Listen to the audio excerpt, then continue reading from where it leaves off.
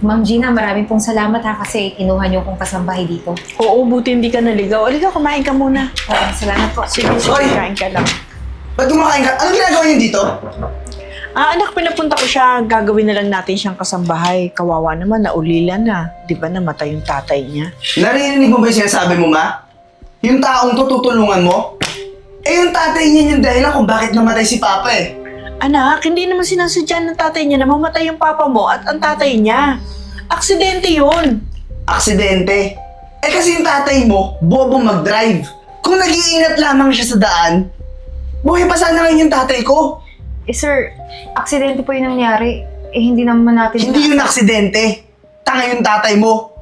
Hampas lupang tanga. Renz, kumalma ka. Hindi kasalanan niya yun. Makakalma ako na matay yung papa ko dahil sa tatay nito. Tapos ngayon tutulungan mo siya? Wala na siyang ina, tas namatay pa yung tatay niya. Renz, yung tatay niya, loyal na nagserbisyo sa papa mo. Dekada ang inabot. Loyal Taon. nagserbisyo pero tanga pa rin. Sir, grabe naman po kayo. Patay Hindi ako naniniwala aksidente yun.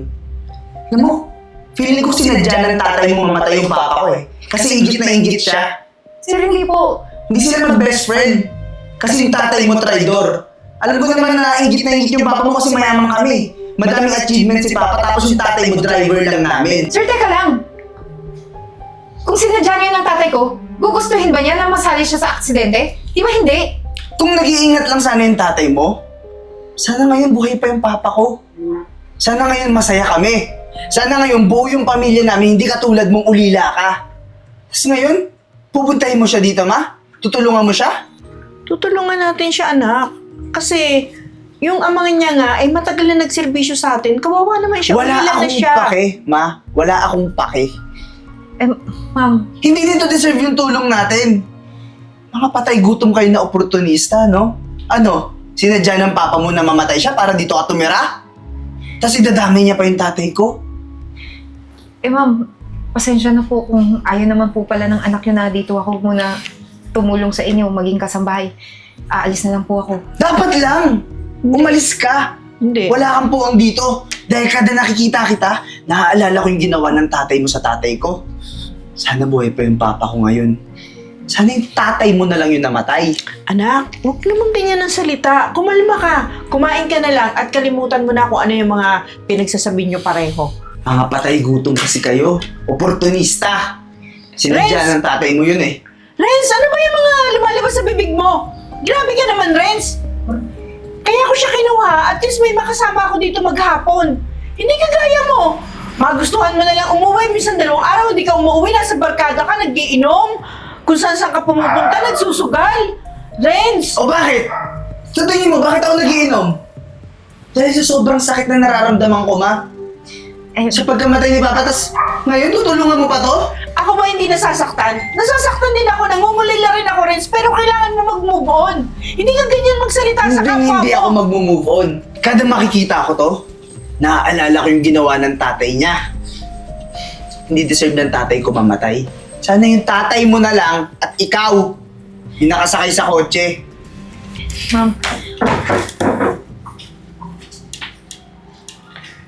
Pasensya ka na sa anak ko, ha? Sige na, hayaan mo na. Kumain ka. Nabigla lang siguro siya. ma'am, siguro po, hahanap na lang po ako ng ibang mapagtatrabahuan. Masama po yung loob ng anak niyo sa akin eh. Di, baka nabigla lang siya kasi hindi ko nga nasabi na papareto ka. Sige na, kumain ka na lang. Kakausapin ko uli siya mamaya. Sige po.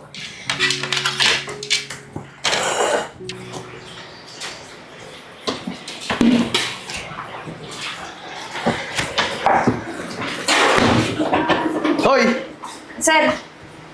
Di ba katulong ka dito? Opo. Eh bakit labahan lang ni mama yung nilalaban mo tsaka yung damit mo? Di mo nakikita itong labahan ko sa kwarto? Sir, pasensya na po. Hindi po ako pumasok sa kwarto niyo. Baka po kasi magalit kayo eh. Eh bobo ka pala eh! Kita mo yung labahan ko, dapat ang dami-dami nito. Labahan mo, ha? Laban mo lahat yan. Sir, Na magkaroon ka naman ng kapakinabang dito. lalaban ko naman po. Kaso lang, umiiwas lang po ako na pumasok sa kwarto niyo. Baka magalit po kayo. Mas lalo ako magagalit kasi hindi mo nilaban yung damit ko. Ano to? Si mama lang susundin mo? Hoy, simula ngayon, Gagawin kong impyerno yung buhay mo. Kabayaran ng pagkamatay ng tatay ko dahil sa katangahan ng tatay mo. Sir, hindi naman sinasadya ng tatay ko. Sinabi ko na sa inyo, aksidente po yung nangyari. Hindi niya rin po yung ginusto. Talaga? Hindi niya ginusto? Talagang sasagot-sagot ka pa sa akin ngayon, ha? Tama na po, nasasaktan Ha? ako, sir! Alam mo, parehas na parehas ka ng tatay mo. Mga oportunista. Ano susunod mong gagawin? Lalasunin mo kami ng nanay ko? Ha? Sir, hindi ko po yun magagawa. Para sa inyo na tong bahay namin? Mga patay gutom kayo. Ha? Hanggat nandito ako sa bahay, gagawin kong impyerno yung buhay mo. Sir, parang awa niyo na po. Nasasaktan na ako. Mas matatakot ka kasi, mas gugustuhin mo pang makipagkasundo sa demonyo kaysa makita ako. Ha? Tandaan mo yan. Itong mga damit ko, dapat laging malinis yan, ha? Yung kwarto ko laging malinis. Pag may nawala akong gamit, ikaw lang sisisihin ko. Ano?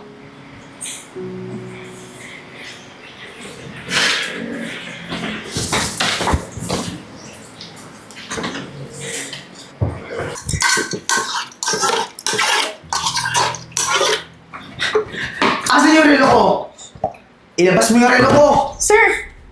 Ano rin po? Wala yung relo ko na binigay ni Papa. Alis ako ngayon. Sir, wala po akong alam dyan. Anong walang alam? Ikaw lang pumapasok sa kwarto ko, di ba? Sir, Sabi ko na nga ba, magnanakaw talaga kayo eh. Yung buong pamilya mo, buong angkan mo, mga oportunistang magnanakaw. sir, pumapasok ako sa kwarto niyo pero hindi po ako nanggagana ng mga Asan gamit. yung relo ko? Hindi ko po talaga alam, sir. Asan yung relo ko? Sir, sabi hindi ko po alam eh. Di mo ilalabas? Di mo ilalabas yung relo ko? Sir, wala naman po yung Ano ilalabas. ba yung narinig sa akin ng tatay ko? Renz! Ha? Ano ba yung alaala niyo sa akin? Renz! Ha? Ano? Di mo ilalabas yung relo ko? Ilabas mo yung relo ko? Ano ba? Wala po akong alam. Ano bang ginagawa mo sa kanya? Grabe ka naman, Renz! Grabe ako, ma. Sa akin pa? Ako pa? Ngayon?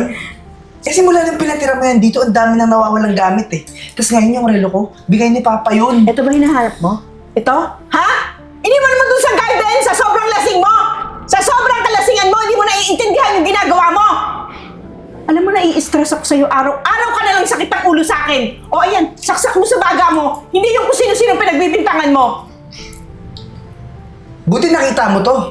Kasi kung ito yung nakakita, malamang binulusan niya na yan. Kasi mahal to eh. Mahal pa to sa pagkatao mo. Ha? Sir, Magnanakaw yan. Alam mo, hindi ko maintindihan sa'yo, Renz, kung anong problema mo. Di ba sinabi ko sa'yo, mag-move on ka na? Pag araw-araw kang ganito, alam mo sino sinasaktan mo? Ako! Ako, kasi ako yung naririndi. Gusto mo na rin bang mawala ako sa'yo? Bakit? Hindi ka nakikinig eh! Ito yung kinakampihan mo naman lagi, di ba? Hindi mo kadugo yan. Oo. Ako yung anak mo. Oo, hindi ko kadugo. Pero siya yung laging nakakasama ko rito. Siya yung nauutusan ko. Siya yung laging nandito para sa akin. Ikaw nga tong wala. Nakalimutan mo lang may nanay ka.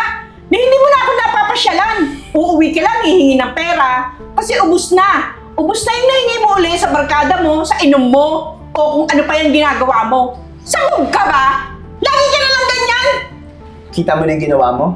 Pinag-aaway mo pa kami ngayon ng nanay ko. Alam mo ma, hindi na maganda yung nangyayari ngayon.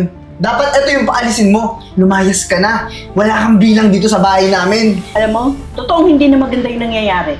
Alam mo kung bakit? Sobra ka na. Sobra ka nang nagiging makasarili, Renz. Ngayon, nasa pamamahay ko ikaw, ako ang masusunod. Ang palagay ko, ang dapat umalis, ikaw muna. Hanapin mo muna yung sarili mo kung saang labas meron ka. Ako pala layasin mo? Oo! Para matahimik na ako dito, Renz. Ako ang magkakasakit sa'yo, alam mo ba? Yung pag-aantay ko sa'yo sa gabi, uuwi ka ba o hindi? Uuwi ka, lasing na lasing ka. Pagkatapos hihingi ka na naman ng pera, gano'n na lang araw-araw. Patahimikin mo muna ako. Ikaw na lang muna ang umalis. Mag-agwat muna tayo. Ito pa ngayon yung papatuloyin mo dito? Eh, hindi mo nga alam yung intention niyan dito eh. Sir naman, Ano, intention mo na mag-aaway kami tapos umalis ako dito sa bahay? sir, mali po Tapos kayo. ano gagawin mo? Lalasunin mo si mama? Sir, Nanakawan mo siya? hindi po ako ganun. Ma, hindi mo alam yung sinasabi mo. Alam ko, nakapag-desisyon na ako. Kilala mo ang nanay mo. Pag nasabi ko na. Pwede ka na muna umalis, Renz. Sige, yung gusto mo, ikaw, babalikan kita. At ikaw naman, parang di ka na nanay sa akin. Sige, papakita ko sa'yo. Pagbalik ko, kayang-kaya ko. Yayaman ako. Kaya kong tumayo sa sarili kong paa na hindi ko kailangan ng tulong mo. Magsama kayo. Naku ma'am, pasensya na po kayo ha. Hindi ko na po inaasahan na hahantong sa ganitong sitwasyon yung pag-aaway niyo nang dahil sa akin. Hayaan mo na muna.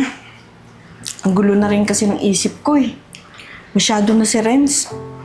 Parang di na siya nakikinig sa akin. Maigi na rin muna yung umagwat na muna siya. Hanapin niya yung sarili niya. At tulungan niya rin yung sarili niya kung paano.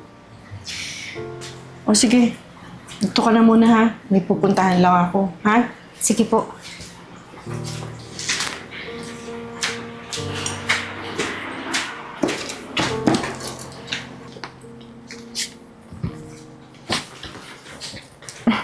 Oh, kumain ka na ba? Ay, ma'am. Opo ma'am, kayo po. Oo, okay na ako. Alam mo, may nilakad ako eh. Ang tagal ko nang pinag-isipan to. Para sana to kay Renz eh.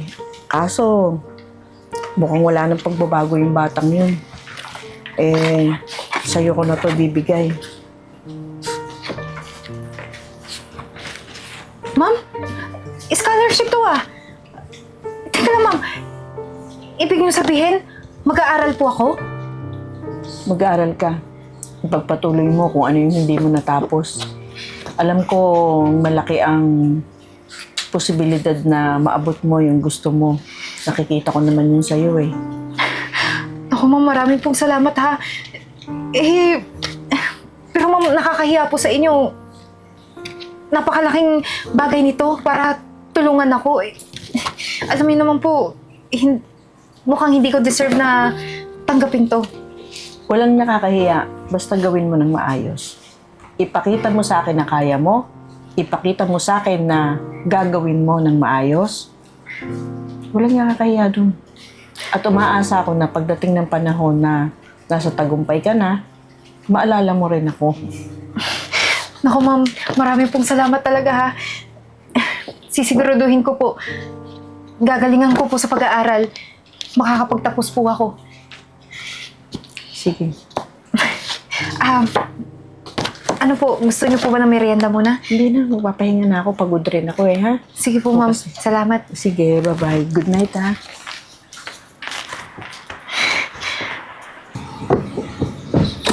Sir, ma'am, pahingi naman pong bariya. Pangkain ko lang po, ma'am. Ma'am, Huwag mo nga ako hapakan!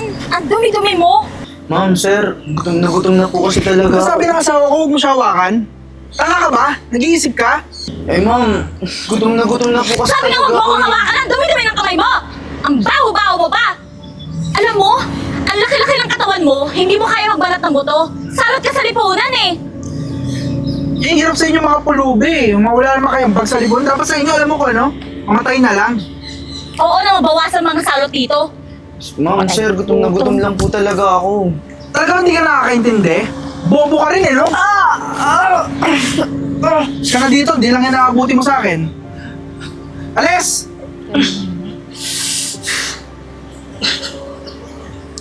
Tara na, babe. Ma'am Gina, meron po akong magandang balita sa inyo. Ano yun? Ito po.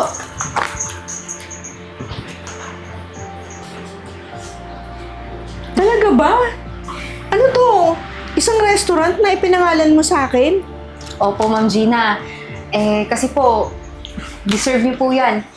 Hindi ko naman po makakamit lahat ng to kung hindi dahil sa inyo, kung hindi niyo ako pinag-aral dati. Grabe ka naman, Eden. Natatats naman ako sa'yo. Ang laking halaga nito ah. Hindi pa ba sapat yung pinatira mo muna ako dito sa bahay ko habang medyo nagigipit ako. Ma'am Gina, maliit po yun ang bagay. Yung malaking bagay po na natulong niyo sa akin, yung nasuportahan ko po yung pamilya ko. Ayan po yung sukli, utang na loob ko sa inyo. Kaya huwag na po kayong mahiyang tanggapin yan. Nasali na po sa pangalan niyo. Kaya nga. Paano? Salamat lang may isang. Salamat lang masasabi ko sa'yo. Tuloy po kayo!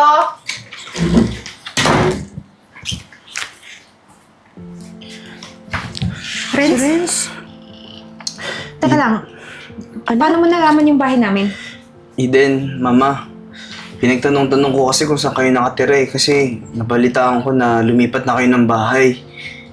Pumunta ako dito para humingi ng pasensya sa mga nagawa ko sa inyo noon. Kasi ang hirap po pala na mag-isa lang ako sa daan tapos ganito yung sinapit ko. Anak, tingnan mo naman ang itsura mo, oh. Ano na ba nangyayari sa buhay mo? Ma, sorry kung nagmalaki ako noon. Hindi ko po pala talaga kaya. Tsaka Eden, mali din na sinisi kita sa pagkamatay ng tatay ko dahil sa ginawa ng aksidente. Akala ko naman, kaya tahimik ka, okay na yung buhay mo. Tingnan mo nga itsura mo, oh.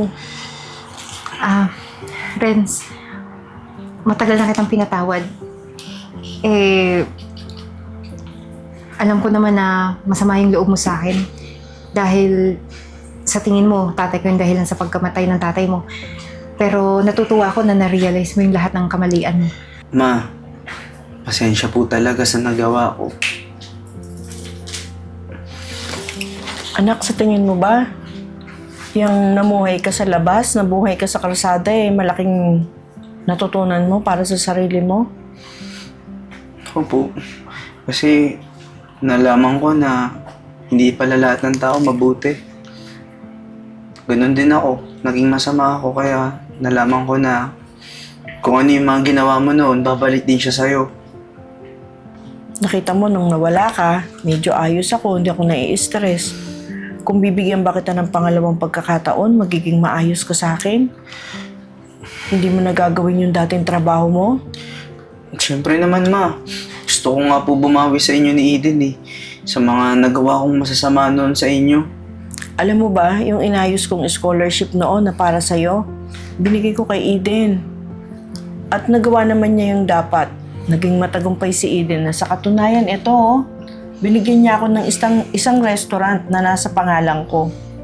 Ngayon, nababalik ka sa amin at nangako ka sa akin na aayusin mo yung buhay mo. Tayong dalawa magmamanage nito. Kaya mo ba? Siyempre naman, Ma. Gagawin ko lahat para makabawi po ako sa inyo. Tinan mo, regalo sa akin ni Eden, basahin mo. Talagang nasa pangalan ko yan. Tsaka sana, Renz, ayusin mo na talaga yung buhay mo. At umaasa ako na lalago pa yung restaurant na aasikasuhin niyo ni Ma'am Gina. Eden, maraming salamat na tinulungan mo yung nanay ko nung wala ako Tsaka pasensya na talaga. Dapat hindi kita hinusgahan noon at hindi kita pinagbuntunan ng galit ko. Wala yun, Renz. Kalimutan na natin kung ano man yung nangyari dati. Ang importante ngayon, magkasama na ulit kayo ni Ma'am Gina. Eden, salamat ha. Pero isang pabor na lang, Eden, please. Ano po yun? Pwede bang paliguin mo muna sa banyo mo? Tignan mo naman itsura ng anak ko. Sige po. Anak, makiligo ka muna. Tignan mo itsura mo. Sige na, Ma. Alam ko namang mabantot na rin ako eh. Renz, real talk lang ha. Mas okay kapag nakangiti ka. Mas gwapo ka tingnan. Maliligo muna ako. Sige na. Ituro ko na sa'yo saan yung banyo.